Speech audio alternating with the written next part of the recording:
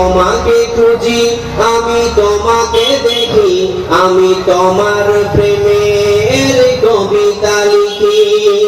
এই পৃথিবীর বিশালতা, ওই পাহাড়ের ঝর্ণা ধারা, এই পৃথিবীর বিশালতা, ওই পাহাড়ের ঝর্ণা ধারা। আমি তোমার পরিচয় পেয়ে পেয়ে হৃদয়ে তোমার ছবি আঁকি।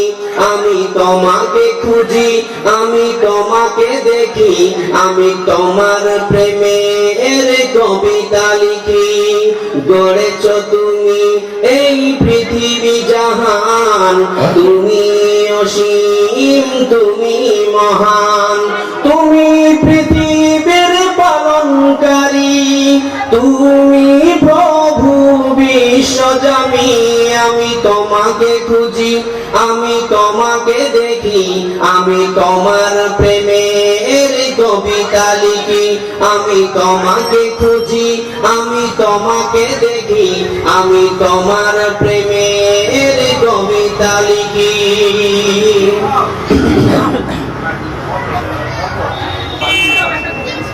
উপস্থিত আজকের এই সভার জনগণ কর্তৃক নির্বাচিত যোগ্যতম সভাপতি মহাশয়, তৎসঙ্গে দূর দূরান্ত থেকে আগন্তুক অন্যান্য ওলামায়ে দ্বীন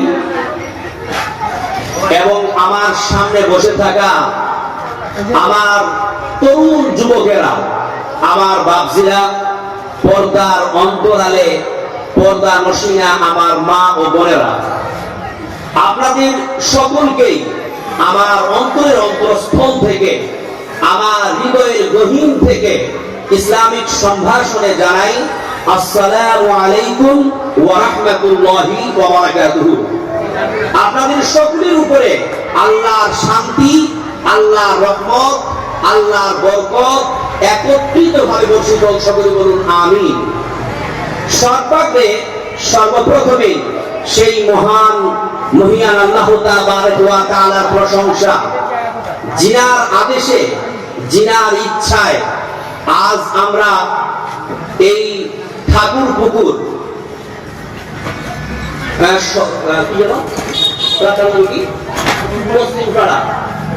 পুকুর পশ্চিমপাড়া যুবকবৃন্দ ক্লাবের উদ্যোগে আজকে যে ইসলামিক সভার আয়োজন হয়েছে, এই ইসলামিক সভায় আমরা উপস্থিত হওয়ার তৌফিক এনায়েত পেয়েছি। তাই সকলে একবার আপন অন্তর খুলে পড়ুন আলহামদুলিল্লাহ। তারপরে পরেই আমাদের আখির নবী, আমাদের শেষ নবী জনাবে রাসূলুল্লাহ সাল্লাল্লাহু আলাইহি ওয়াসাল্লামের প্রতি সহস্র শান্তি ধারা অবতীর্ণ হোক। আল্লাহুম্মা সাল্লি আলাইহি ওয়া আল্লাহুম্মা বারিক আলাইহি। বাংলাদেশ ইসলাম, আজ আমরা পশ্চিমপাড়া যুবকবৃন্দ ক্লাবের আয়োজিত ইসলামিক সভায় উপস্থিত হয়েছি। মাশাআল্লাহ, আলহামদুলিল্লাহ। যারা আপনারা এই সভায় যোগদান করার সুযোগ লাভ করেছেন, আপনারা যে কত নিয়ামতে নওয়াজিশ হয়েছেন আপনারা কল্পনা করতে পারবেন না। কারণ রাসূল সাল্লাল্লাহু আলাইহি ওয়াসাল্লাম একটা হাদিসের মধ্যে বলছেন, ওয়া মাজতামা কওমুন ফি বাইতিন মিন বুয়ুতিল্লাহ, যখন কতগুলি মানুষ একসঙ্গে জমায়েত হয়ে আল্লাহর ঘর সমূহের মধ্য থেকে কোন একটা ঘরে অথবা কোন একটা জায়গায় বসে তারা কি করে, ইয়াদুলুনা কিতাবাল্লাহ, আল্লাহর কিতাব তেলাওয়াত করে, ওয়া ইয়াতাদারাসুনাহু বাইনাহুম, এবং কোরআন এবং হাদিসের আলোচনা শ্রবণ করে। রাসূল সাল্লাল্লাহু আলাইহি ওয়াসাল্লাম বলছেন, ইল্লা নাযারাত আলাইহিমুস সাকিনা, আল্লাহর প্রশান্তি, আল্লাহর শান্তি তাদের উপরে বর্ষিত হয়ে যাবে। বলুন সুবহানাল্লাহ। শুধু তাই নয়, ওয়া হাফাতহুমুল মালায়েকা, আল্লাহর পক্ষ থেকে অসংখ্য ফেরেশতা নেমে আসে এবং আপনাদের চতুর্দিক থেকে বেষ্টন করে নেয়। ওয়া গাশিয়াতুহুমুর রাহমা, আল্লাহর রহমত আপনাদের উপরে বর্ষিত হয়। ওয়া যাকারাহুমুল্লাহু ফী মান ইনদা, আল্লাহ অহংকার করে গর্ব করে ফারিস্তাদেরকে বলে, ও আমার ফারিস্তারা, তোমরা বলেছিলে যে আল্লাহ তুমি এই মানুষ জাতিকে সৃষ্টি করো না, এই মানবদেরকে সৃষ্টি করো না, এই মানুষরা পৃথিবীতে যাওয়ার পরে রক্তপাত ঘটাবে, এরা অশান্তি সৃষ্টি করবে, বিশৃঙ্খলা ঘটাবে। কিন্তু দেখো আমার ফারিস্তারা, আজ এই সকল বান্দাদেরকে নিয়ে আমার গর্ব হচ্ছে। ধরে বলুন সুবহানাল্লাহ। বলুন, আল্লাহর গর্বের কারণ হতে চান না অভিশাপের কারণ হতে চান?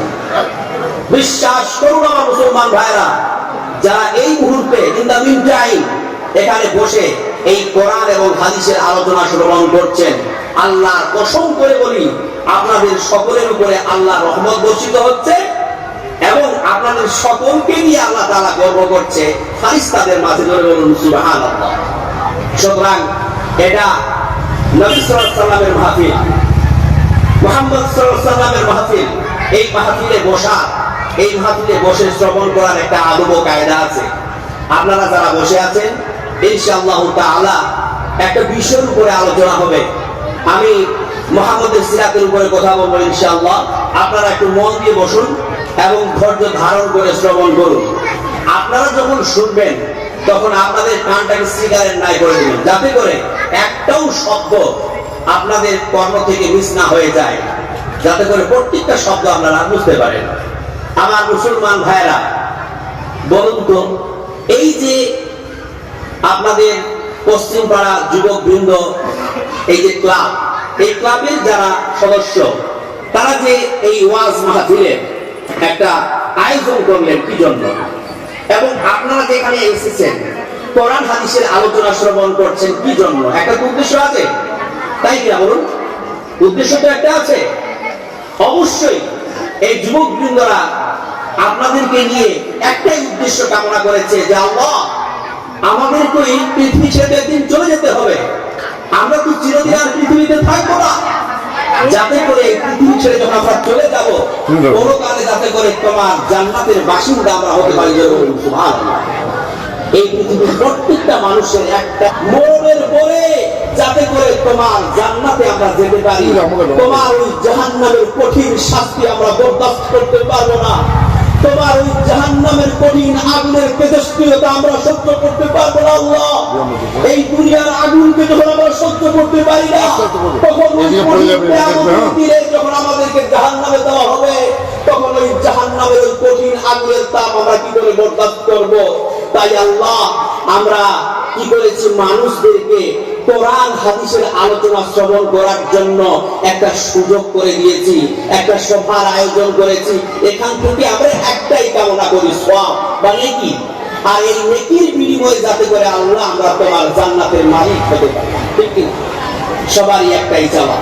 তাই আমরা সকলে মিলে চাইবো, আল্লাহ আমাদের সকলকে তুমি তোমার জান্নাতের মালিক করে নিও।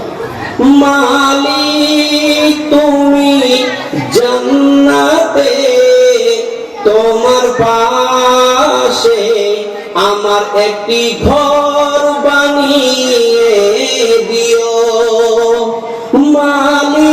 মালিক তুমি তোমার জান্নাতে, তোমার পাশে আমার একটি ঘর বানিয়ে দিও।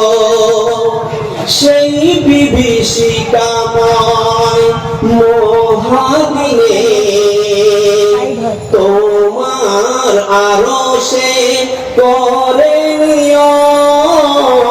মালিক তুমি তোমার জান্নাতে, তোমার পাশে আমার একটা ঘর বানিয়ে দিও। নারায়ে তাকবীর।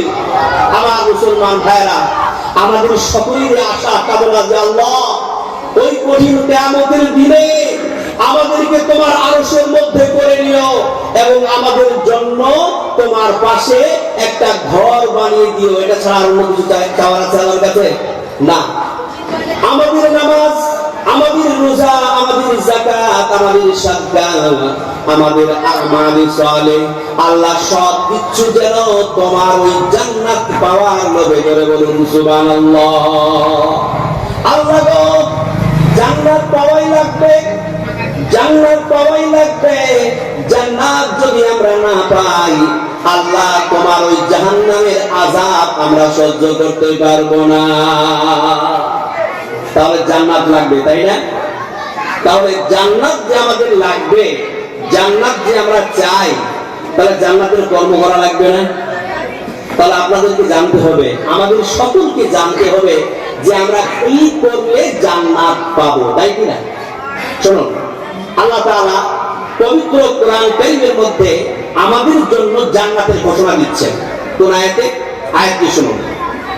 আল্লাহ রাব্বুল আলামিন বলেন, ওয়াবাশশিরিল্লাযীনা আমানু ওয়া আমিলুস সালিহাতি আন্না লাহুম জান্নাতিন তাজরি মিন তাহতিহাল আনহার। আল্লাহ রাব্বুল আলামিন বলেন, ওই ব্যক্তিদেরকে, আমার অমুক বান্দাদেরকে তোমরা জান্নাতের সুসংবাদ দিয়ে দাও, জান্নাতের খুশখবরি দিয়ে দাও, যারা আমার প্রতি ঈমান নিয়ে এসেছে, যারা মুমিন এবং যারা সৎ কর্ম সম্পাদন করেছে। অর্থাৎ যারা মুমিন এবং যারা সৎ কর্ম সম্পাদন করেছে তাদেরকে তোমরা জান্নাতের সুসংবাদ দিয়ে দাও।